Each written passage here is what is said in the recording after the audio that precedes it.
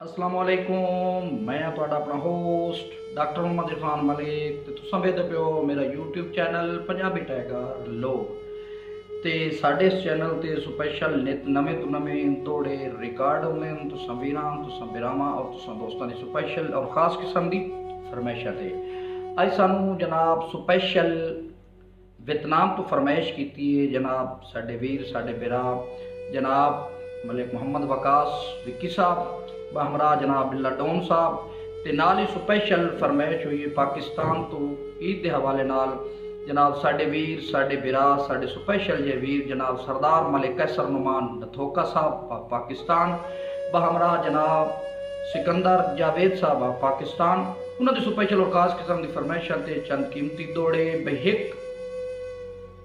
दौरा ईद गरीबां दी हुंदी घटना यार किना तू ते जन कोल बहा के वे देहा से गल नहीं पहलांदी हाँ तू ते डठे कोई नहीं मुद्दतां हो गई हिन डिठे कोई नहीं मुद्दतां हो गई हिन जेड़े हैं प्यारे सा तू फुटे जदां दे संगी अंजुम साईं डर लगदा है ईद दे ना तू मतलब कैसे नुमान थोका साहब बैठे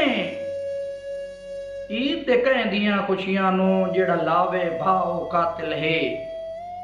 इंज निक्की जी गल नू मुंह दे के टंग छोड़े सा ओ कातिल है मामा सिकंदर साहब सुखा बदले हिजर दे दोज़ख दा ओ दसे जेड़ा राह ओ कातिल है कोई अंजम नस्ल दे कातिल नू घते मोल ना घा ओ कातिल है।